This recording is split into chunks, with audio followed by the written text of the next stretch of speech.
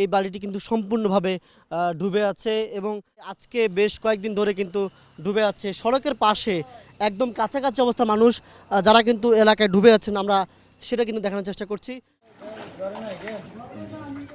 দর্শক, আমি এখন যে স্থানটি দাঁড়িয়ে আছি এটি লক্ষ্মীপুরের কমলনগরের সরকারদের ইউনিয়ন এবং এখানে আমরা যেমন দেখছি যে একটি বাড়ি, সেই বাড়িটি কিন্তু ডুবে আছে এবং এভাবে প্রত্যেকটি বাড়ি কিন্তু এই এলাকায় একদম বন্যার পানিতে ডুবে আছে। বিশেষ করে কুমিল্লা হয়ে যে পানিগুলো নোয়াখালী এবং লক্ষ্মীপুরে প্রবেশ করছে সেগুলো কিন্তু এদিকে ঢুকছে। বৃষ্টির পানিও যেমন যেমন ছিল এই এলাকায়, তেমন কিন্তু এই যে বন্যার পানি বিশেষ করে ভারত থেকে আসা পানি কিন্তু এই এলাকায় চাপ দিয়েছে এবং এর ফলে কিন্তু এই এলাকার মানুষের জনজীবন যথেষ্ট হয়ে পড়েছে। সাধারণ মানুষ দুর্ভোগে যে আসলে আগে স্বাভাবিক জীবন ছিল সেটা কিন্তু তারা কিন্তু এই মুহূর্তে সেই স্বাভাবিক জীবন কিন্তু তারা পাচ্ছে না। প্রতিটা মানুষের ঘরে কিন্তু হাহাকার চলছে। অনেকেই গবাদি পশু নিয়ে এদিকে ছুটছেন। যারা আগে ছিল বসত ছিল তারা কিন্তু ঠিকঠাক মতো বসতি তারা থাকতে পারছেন না।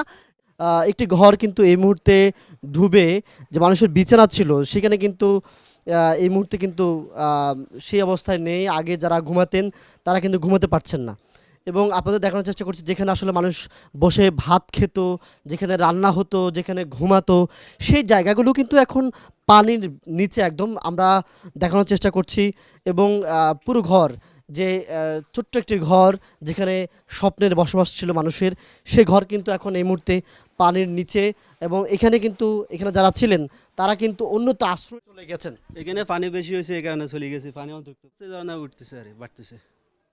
মানুষ কিন্তু যারা রাস্তা পার হচ্ছেন তাদের গবাদি পশু নিয়ে, বিশেষ করে গরু, তারা কিন্তু যারা এই গরু পালন করেন, লালন করেন, এই গরু নিয়ে যাচ্ছেন কোথায়?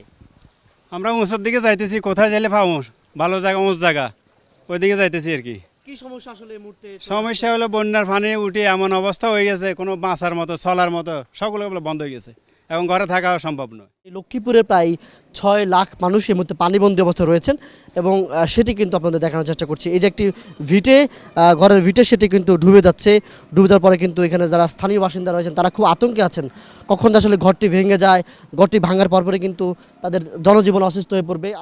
আমাকে থাকার সমস্যা, মানে খাইতে সমস্যা, কোনো কাজকর্ম করতে পারবে না। কাজকর্ম করতে পারলে না মানুষে খাইতে পারবে। মানুষের বাড়িঘর দুয়ার ডুবে গেছে, রাঁধতে অনেক কষ্ট, খাইতে অনেক কষ্ট, ছোট পোলাপান লয়েও থাকতে অনেক কষ্ট হচ্ছে। যে গৃহপালিত হাঁস মুরগি রয়েছে সেগুলো নিয়ে কিন্তু তিনি আশ্রয় কেন্দ্রের দিকে যাচ্ছেন। ঘরের ভিতরে পানি আছে একান্টু, এখন যাইতেছি সুতরকোপটা, সেখানে আমাদের বাড়ি শ্বশুর বাড়ি আছে না। আগে দেখেন এই 2 রাতের ভিতরে তো পানিতে চলে বাড়ি গেছে। মানুষ আছে, মানে অসহায়ের মতন মানুষ আছে প্রতিটা ঘরের মধ্যে। মনে করেন মানুষের ভাত রান্না করতে পারে না, ও মানুষের অনেক কষ্টের ভিতরে আছে। মানুষ ফসা পায়খানা করতে পারে না এমন অবস্থা। লেট্রিন সব ডুবি, চৌকি টকি সব ঢুকি গেছে, সব ঢুকি। রাস্তার উপরে দেখেন হানি কদ্দুর, এটা হলো মেন রোডে হানি কদ্দুর। আর কি বলবো, এরকম এ ধরনের বন্যা আমরা আর কখনো দেখিনো। এই